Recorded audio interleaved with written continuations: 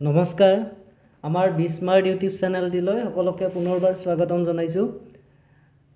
আজি আমি এই ভিডিঅ'টিত আলোচনা কৰিবলৈ গৈ আছোঁ উচ্চতৰ মাধ্যমিক দ্বিতীয় বৰ্ষৰ তৰ্ক বিজ্ঞান আৰু দৰ্শন বিষয়ৰ প্ৰথমটি অধ্যায়ৰ কেইটামান গুৰুত্বপূৰ্ণ বিষয়বস্তু সম্পৰ্কে। আমাৰ প্ৰথম অধ্যায়টোৰ নাম হৈছে আগমন আৰু ইয়াৰ প্ৰকাৰ।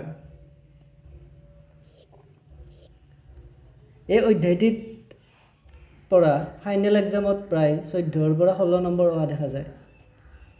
এই অধ্যায়টিত থকা মূল বিষয়বস্তুসমূহ হৈছে এনেকুৱা ধৰণৰ, আৰু আজি এই ভিডিঅ'টিত আমি আলোচনা কৰিম ইয়াৰে প্ৰথম দুটা বিষয়বস্তু সম্পৰ্কে। এতিয়া মূল বিষয়বস্তুলৈ যোৱাৰ আগতে আমি এটা কথা স্পষ্ট হ'ব লাগিব যে তৰ্ক বিজ্ঞান মানে কি, বা ই কেনেধৰণৰ বিজ্ঞান, বা ইয়াৰ প্ৰধান আলোচ্য বিষয়বস্তুনো কি। আমি ফাৰ্ষ্ট ইয়াৰত পঢ়ি আহিছোঁ যে তৰ্ক বিজ্ঞান শব্দটোৰ ইংৰাজী প্ৰতিশব্দ হৈছে লজিক, আৰু এই লজিক শব্দটো আহিছে গ্ৰীক ভাষাৰ লজিকে শব্দৰ পৰা, আৰু এই লজিকে শব্দটো হৈছে লগজ শব্দৰ বিশেষণ। অৰ্থাৎ লজিক শব্দটো আহিছে লজিকেৰ পৰা, আৰু লজিকে শব্দটো আহিছে লগজৰ পৰা, আৰু এই লগজ শব্দৰ অৰ্থ হৈছে ভাষাত প্ৰকাশিত চিন্তাৰ বিজ্ঞান। ভাষাত প্ৰকাশিত চিন্তা, অৰ্থাৎ তৰ্ক বিজ্ঞান মানে হৈছে ভাষাত প্ৰকাশিত চিন্তাৰ বিজ্ঞান। কিন্তু তৰ্ক বিজ্ঞানত চিন্তা শব্দটোৱে কেৱল অনুমানকহে বুজায়। সেইবাবে তৰ্ক বিজ্ঞানক আমি অনুমান সম্পৰ্কীয় বিজ্ঞান বুলি ক'ব পাৰোঁ। তৰ্ক বিজ্ঞানৰ প্ৰধান আলোচ্য বিষয়বস্তুৱে হৈছে অনুমান বা যুক্তি। এতিয়া আহিছোঁ এই অনুমান বা যুক্তি মানে কি। অনুমান বুলি ক'লে এনে এক ধৰণৰ মানসিক প্ৰক্ৰিয়া বা পদ্ধতিক বুজায় য'ত আমি কোনো এটা জ্ঞাত বিষয়ৰ পৰা আন কোনো এটা আমি অজ্ঞাত নতুন বিষয়ত উপনীত হওঁ। অৰ্থাৎ কোনো দেখা পৰিঘটনাৰ পৰা নেদেখা পৰিঘটনা সম্পৰ্কে যেতিয়া আমি কোনো এটা সিদ্ধান্তত উপনীত হওঁ, তেতিয়া সেই প্ৰক্ৰিয়াটোকে কোৱা হয় অনুমান প্ৰক্ৰিয়া। আৰু এই অনুমান প্ৰক্ৰিয়াক দুটা ভাগত ভাগ কৰিব পাৰি। সেই ভাগ দুটাই হ'ল নিগমন অনুমান আৰু আনটো হৈছে আগমন অনুমান। আৰু প্ৰথম বৰ্ষত নিগমন অনুমান সম্পৰ্কে বিস্তৃত ব্যাখ্যা কিতাপখনত দিয়া হৈছে। দ্বিতীয় বৰ্ষত আমি কেৱল আগমন অনুমান কি বা আগমন অনুমানৰ ভাগ কি এই সম্পৰ্কে আমি পঢ়িব লাগিব। এতিয়া প্ৰশ্ন হ'ল এই দুয়োবিধ অনুমান প্ৰকৃততে কি। নিগমন অনুমান কাক কয় বা আগমন অনুমান কাক কয়। যদিও আমি দুয়োবিধ অনুমানতে আমি কোনো দেখা পৰিঘটনাৰ পৰা নেদেখা পৰিঘটনাত আমি উপনীত হওঁ, বা আমি কোনো জনা তথ্যৰ পৰা আমি নজনা তথ্যত উপনীত হওঁ, কিন্তু এই উপনীত হোৱাৰ প্ৰক্ৰিয়া দুটা বেলেগ বেলেগ। নিগমন অনুমানৰ ক্ষেত্ৰত আমি কোনো সাৰ্বিক জনা তথ্যৰ পৰা আমি বিশেষ নজনা তথ্যত উপনীত হওঁ। অৰ্থাৎ নিগমন অনুমানত কিছুমান সাৰ্বিক চিৰসত্য বচনৰ পৰা আমি আন কিছুমান বিশেষ বচনক সিদ্ধান্ত হিচাপে আমি প্ৰতিষ্ঠা কৰোঁ। অৰ্থাৎ যিটো অনুমানত সাৰ্বিক সম্বন্ধৰ জ্ঞানৰ সহায়ত বিশেষ সম্বন্ধৰ জ্ঞানত উপনীত হোৱা যায় তাকে নিগমন অনুমান বুলি কোৱা হয়।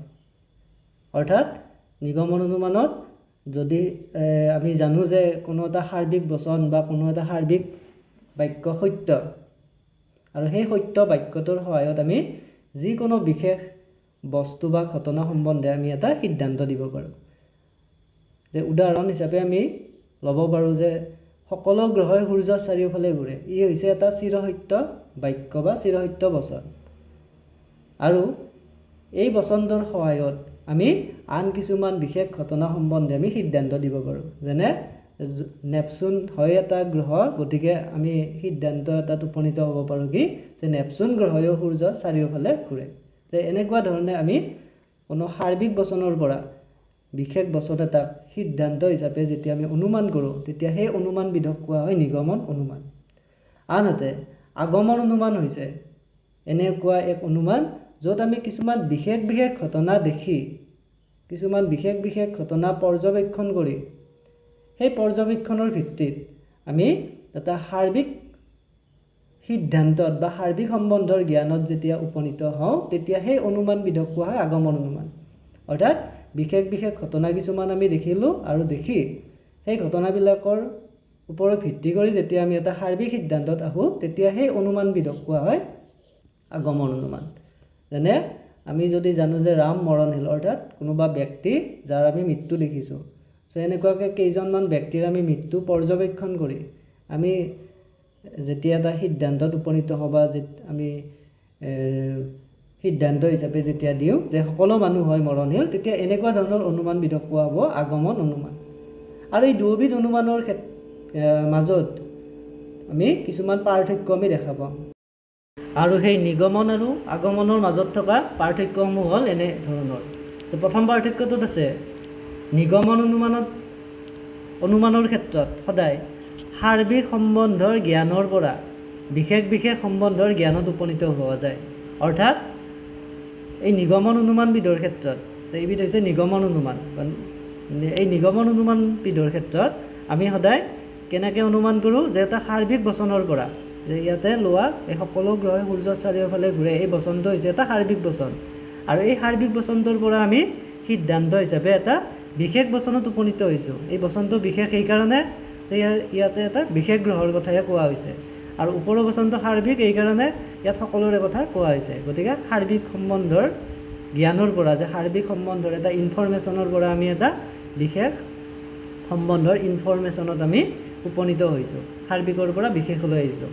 কিন্তু আগমনত আমি ইয়াৰে ওলোটাকৈ যাওঁ, বিশেষৰ পৰা আমি সাৰ্বিকত যাওঁ বা বিশেষ বিশেষ কিছুমান জ্ঞানৰ সহায়ত আমি এটা সাৰ্বিক সম্বন্ধৰ জ্ঞানত উপনীত হওঁ বা এটা সাৰ্বিক সিদ্ধান্ত প্ৰতিষ্ঠা কৰোঁ। যেনে এইটো যে ইয়াতে লোৱা এই প্ৰত্যেকটো বচন হৈছে একো একোটা বিশেষ বিশেষ বচন, আৰু এই বিশেষ বিশেষ বচনকেইটাৰ সহায়ত এটা আমি সাৰ্বিক সম্বন্ধৰ বা সাৰ্বিক বচনত উপনীত হৈছোঁ বা এটা সাৰ্বিক বচন সিদ্ধান্ত হিচাপে প্ৰতিষ্ঠা কৰিছোঁ। গতিকে বিশেষৰ পৰা সাৰ্বিকত অহা হৈছে আগমন অনুমানবিধৰ ক্ষেত্ৰত। গতিকে প্ৰথম পাৰ্থক্যটো হৈছে যে নিগমনত আমি সাৰ্বিকৰ পৰা বিশেষলৈ গতি কৰোঁ আৰু আগমনত বিশেষৰ পৰা সাৰ্বিকলৈ গতি কৰোঁ। নিগমন অনুমান আৰু আগমন অনুমানৰ মাজত থকা দ্বিতীয়টো পাৰ্থক্য হ'ল কি যে নিগমন অনুমানত আমি যিটো সিদ্ধান্ত প্ৰতিষ্ঠা কৰোঁ সেই সিদ্ধান্তটো আশ্ৰয় বাক্যবিলাকতকৈ কেতিয়াও বেছি ব্যাপক হ'ব নোৱাৰে।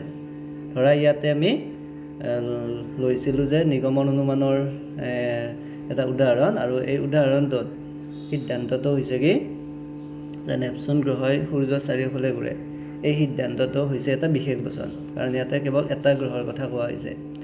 আকৌ আশ্ৰয় বাক্যটোত আছে সকলো গ্ৰহৰ কথা। গতিকে এই যিটো সিদ্ধান্তটোৰ যিটো পৰিসৰটো আশ্ৰয় বাক্যৰ পৰিসৰতকৈ কেতিয়াও বেছি ব্যাপক হ'ব নোৱাৰে, কাৰণ ইয়াতে এটা গ্ৰহৰ কথা আছে, আকৌ তাত আছে আশ্ৰয় বাক্যত সকলো গ্ৰহৰ কথা।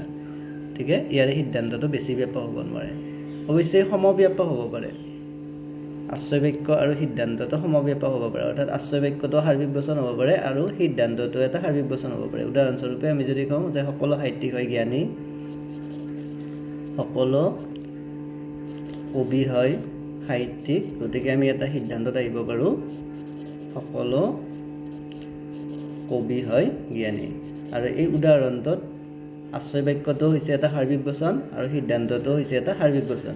তথাপি এই নিগমন অনুমান, অৰ্থাৎ নিগমন অনুমানত আশ্ৰয় বাক্য আৰু সিদ্ধান্তৰ পৰিসৰ সমব্যাপক হ'ব পাৰে, কিন্তু আশ্ৰয় বাক্যটোতকৈ সিদ্ধান্তটো বেছি ব্যাপক হ'ব নোৱাৰে।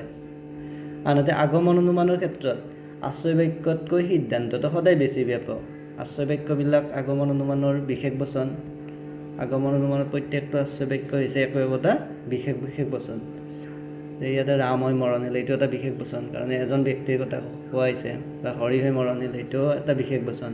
গতিকে আশ্ৰয় বাক্যকেইটা বিশেষ আৰু সিদ্ধান্তটো হৈছে সাৰ্বিক বচন, গতিকে সিদ্ধান্তটো সদায় বেছি ব্যাপক হয়। তৃতীয় পাৰ্থক্যটো হৈছে নিগমন অনুমানৰ ক্ষেত্ৰত সিদ্ধান্তটো আশ্ৰয় বাক্যৰ পৰা অনিবাৰ্যভাৱে নিশ্চিত। আমি যদি এটা নিগমন অনুমানৰ উদাহৰণ লওঁ যে সকলো এছ হয় পি, বা সকলো মানুহ হয় মৰণশীল, গতিকে আমি যদি কওঁ শ্যাম হয় মানুহ,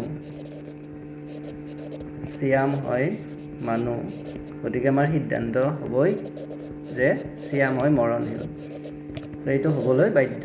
অৰ্থাৎ নিগমন অনুমানৰ ক্ষেত্ৰত এই আশ্ৰয় বাক্য দুটাৰ পৰা সিদ্ধান্তটো আমি অনিবাৰ্যভাৱে পাইছোঁ। আমি যদি ওপৰত কৈছোঁ যে সকলো মানুহ মৰণশীল, শ্যাম হয় মানুহ, গতিকে আমাৰ সিদ্ধান্ত এইটো হ'বলৈ বাধ্য, অট'মেটিক পোৱা যায়, অনিবাৰ্যভাৱে পোৱা যায়। কিন্তু আগমনৰ ক্ষেত্ৰত আমি যদি কওঁ যে ৰাম মৰণশীল, হৰি মৰণশীল, যদু মৰণশীল, কিন্তু আমি তাৰ পৰা ডাইৰেক্ট আমি ক'ব নোৱাৰোঁ সকলো মানুহ মৰণশীল বুলি, কাৰণ ইয়াত আমি মাত্ৰ কেইজনমানৰ পৰাহে আমি সকলোত আহি গৈছোঁ। অৰ্থাৎ কেইজনমান দেখি আমি একে জাপে সকলো মানুহ সম্পৰ্কে এটা সাৰ্বিক সিদ্ধান্ত আমি দিছোঁ। অৰ্থাৎ ইয়াত এইবিধ অনুমানৰ ক্ষেত্ৰত, আগমন অনুমানৰ ক্ষেত্ৰত এটা জাপ থাকি যায় আশ্ৰয় বাক্যৰ সিদ্ধান্তৰ মাজত, আৰু এই জাপটোক আগমন অনুমানত কোৱা হয় আগমনাত্মক জাপ বুলি। কিন্তু নিগমন অনুমানত তেনেকুৱা কোনো জাপ নাথাকে। নিগমন অনুমানত আমি আশ্ৰয় বাক্যৰ পৰা সিদ্ধান্তটো ডাইৰেক্ট পাওঁ, আগমনত আমি ডাইৰেক্ট নাপাওঁ। গতিকে সেইটোৱে হৈছে কি যে ইয়াত অনিবাৰ্যভাৱে পোৱা যায় সিদ্ধান্তটো, আৰু ইয়াতে পোৱা নাযায়। চতুৰ্থ পাৰ্থক্যটো হ'ল নিগমন অনুমান কেৱল আকাৰগত সত্যতাৰ লগত জড়িত, আনহাতে আগমন অনুমান আকাৰগত আৰু বস্তুগত উভয় সত্যতাৰ লগতে জড়িত। নিগমন অনুমানে কেৱল আকাৰগত সত্যতা বিচাৰ কৰে, যে ইয়াত আশ্ৰয় বাক্যবিলাকৰ পৰা সিদ্ধান্তটো পোৱা গৈছে নে নাই সেইটোৱে চোৱা হয়। কিন্তু আগমনৰ ক্ষেত্ৰত আশ্ৰয় বাক্যবিলাক বাস্তৱত মিল আছে নে নাই তাকো প্ৰতিষ্ঠা কৰা হয় বা তাকো চোৱা হয়। গতিকে নিগমন অনুমান কেৱল আকাৰগত সত্যতাৰ লগত জড়িত, আৰু আগমন আকাৰগত বস্তুগত দুয়োটা সত্যতাৰ লগত জড়িত। 5 নম্বৰ পাৰ্থক্যটো আছে নিগমন অনুমানত যদি আশ্ৰয় বাক্যবিলাক সত্য হয় তেতিয়া সিদ্ধান্তটো সত্য হ'বই। যে আমি যদি জানো যে এই আশ্ৰয় বাক্য দুটা সঁচা, যে সকলো গ্ৰহ সূৰ্যৰ চাৰিওফালে ঘূৰাটো এটা সত্য আশ্ৰয় বাক্য, নেপচুন হয় এটা গ্ৰহ, ইও এটা সত্য আশ্ৰয় বাক্য, তেতিয়াহ'লে এই সিদ্ধান্তটো সত্য হ'বই। কিন্তু আগমন অনুমানৰ ক্ষেত্ৰত আমি যদি কওঁ যে আশ্ৰয় বাক্যবিলাক সত্য, তেতিয়া সিদ্ধান্তটো সত্য হ'বও পাৰে অথবা নহ'বও পাৰে। ইয়াতে আমি ধৰা এই উদাহৰণটোত আশ্ৰয় বাক্যকেইটা সত্য, সিদ্ধান্তটো সত্য, এইটো ঠিকে আছে যে আশ্ৰয় বাক্য সত্য, সিদ্ধান্ত সত্য। কিন্তু আমি যদি কওঁ যে গোলাপ ফুল হয় ৰঙা, জবা ফুল হয় ৰঙা, তেতিয়াহ'লে আমি যদি এই দুটা আশ্ৰয় বাক্যৰ পৰা এটা সিদ্ধান্ত দিব যাওঁ সকলো ফুল হয় ৰঙা, তেতিয়াহ'লে এই সিদ্ধান্তটো আমাৰ কি হ'ব? অসত্য হ'ব। অৰ্থাৎ ইয়াত কি দেখা গৈছে? আশ্ৰয় বাক্যকেইটা সত্য, কিন্তু সিদ্ধান্তটো সকলো ফুল হয় ৰঙা, এইটো হৈছে কি? অসত্য। অৰ্থাৎ আগমনৰ ক্ষেত্ৰত আশ্ৰয় বাক্য সত্য হ'লেও কেতিয়াবা সিদ্ধান্ত সত্য নহ'ব পাৰে। গতিকে নিগমন অনুমান আৰু আগমন অনুমানৰ মাজত থকা পাৰ্থক্যবিলাক আমি এনেধৰণে দেখুৱাব পাৰোঁ। কিন্তু দুয়োটাৰ মাজত যদিও এনেকুৱা ধৰণৰ পাৰ্থক্য কিছুমান আছে, কিন্তু এই পাৰ্থক্যবিলাক আৰম্ভণিতে আচলতে দুয়োৰে ওপৰত নিৰ্ভৰশীল হয়, দুয়োকে সহায় কৰে। সেইকাৰণে দুয়োৰে পাৰ্থক্য আমি আৰম্ভণিতে বুলি ক'ব পাৰোঁ, সামৰণিত ইয়াৰ কোনো তেনেকুৱা পাৰ্থক্য নাই। এতিয়া আহিছোঁ আমি আগমন অনুমানৰ বৈশিষ্ট্যসমূহৰ মাজলৈ। এতিয়া আগমনৰ বৈশিষ্ট্য বুলি কওঁতে আমি ইয়াতে যি নিগমন আৰু আগমনৰ পাৰ্থক্য দেখিলোঁ, এই পাৰ্থক্যবিলাকৰ মাজৰ পৰাই আমি এইকেইটাকে আমি বৈশিষ্ট্য হিচাপে আমি দেখাব পাৰোঁ, যে আগমন অনুমানৰ বৈশিষ্ট্য। তাৰ উপৰিও কেইটামান আমি প্ৰধান বৈশিষ্ট্যৰ কথা উল্লেখ কৰিব পাৰোঁ। 1 নম্বৰ বৈশিষ্ট্যটো হৈছে আগমন অনুমানত আমি সদায় বিশেষ সম্বন্ধৰ জ্ঞানৰ পৰা সাৰ্বিক সম্বন্ধৰ জ্ঞানত আমি উপনীত হওঁ। আগমনত সদায় বিশেষৰ পৰা সাৰ্বিকত যোৱা হয়, এটাৰ পৰা বহুতত যোৱা হয় বা কিছুমানৰ পৰা সকলোত যোৱা হয়। দ্বিতীয়তে আগমনৰ ক্ষেত্ৰত আশ্ৰয় বাক্যতকৈ সিদ্ধান্ত সদায় বেছি ব্যাপক। আগমনৰ আশ্ৰয় বাক্যবিলাক যিহেতু বিশেষ বচন আৰু সিদ্ধান্তটো যিহেতু সাৰ্বিক বচন, গতিকে সিদ্ধান্তটো বেছি ব্যাপক। তাৰপিছতে আগমনত সিদ্ধান্ত হিচাপে এটা যথাৰ্থ সাৰ্বিক বচন প্ৰতিষ্ঠা কৰা হয়, যে আগমন অনুমানৰ যিটো সিদ্ধান্ত, সেই সিদ্ধান্তটো হৈছে এটা সাৰ্বিক বচন বা সামান্য বচন। আৰু সেই সামান্য বচন আমি দুই ধৰণে পাওঁ, এটা হৈছে যথাৰ্থ সামান্য বচন আৰু আনটো হৈছে শাব্দিক সামান্য বচন। প্ৰথমটো হৈছে যথাৰ্থ আৰু আনটো শাব্দিক। যথাৰ্থ মানে হৈছে যিটো সামান্য বচনত আমি বিধেয়পদটোৰ দ্বাৰা উদ্দেশ্যপদটোৰ বিষয়ে এটা নতুন জ্ঞান পাওঁ, যেনেকৈ সকলো মানুহ হয় মৰণশীল। ইয়াতে সকলো মানুহ হয় মৰণশীল বুলি কওঁতে মৰণশীল গুণটো হৈছে মানুহ পদৰ এটা নতুন গুণ বা লক্ষণ। আকৌ শাব্দিক সাৰ্বিক বচন বুলি ক'লে বুজা যায় যে যিবিলাক সাৰ্বিক বচনত আমি বিধেয়পদটোৰ দ্বাৰা উদ্দেশ্যপদ সম্পৰ্কে কোনো আমি নতুন জ্ঞান আমি নাপাওঁ। যেনে আমি যদি কওঁ সকলো মানুহ হয় মনুষ্যজাতীয় প্ৰাণী, যে সকলো মানুহ হয় মনুষ্যজাতীয় প্ৰাণী। ইয়াতে মনুষ্যজাতীয় প্ৰাণী বুলি কোৱা এই গুণটো মানুহৰ কোনো নতুন গুণ নহয়। মানুহ মানে মনুষ্য বা মনুষ্য মানে মানুহ, গতিকে এনেকুৱা বচনক কোৱা হয় শাব্দিক বচন। আৰু সকলো মানুহে মৰণশীল এনেকুৱা ধৰণৰ বচনক কয় যথাৰ্থ বচন। আৰু আগমনে সিদ্ধান্ত হিচাপে সদায় যথাৰ্থ সাৰ্বিক বচন প্ৰতিষ্ঠা কৰে।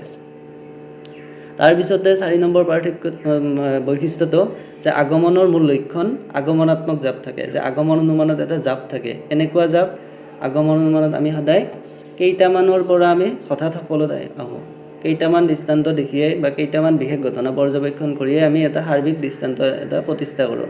গতিকে ইয়াত এই কেইটামান আৰু সকলোৰ মাজত এটা গেপছ এটা থাকি যায় বা জাম্প এটা থাকি যায়, আৰু এই জাম্পটোকে কোৱা হয় আগমনাত্মক জাপ।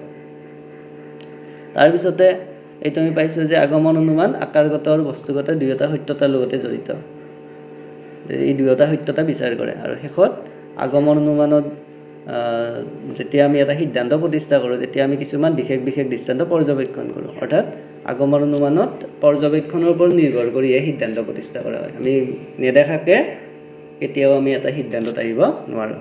গতিকে আজিৰ এই ভিডিঅ'টো আছিল আমাৰ ইমানখিনিয়ে। পৰৱৰ্তী ভিডিঅ'ত আমি প্ৰথম চেপ্টাৰৰ যি আৰু বিষয়বস্তু আছে বিষয়বস্তুসমূহ আলোচনা কৰিম। ধন্যবাদ।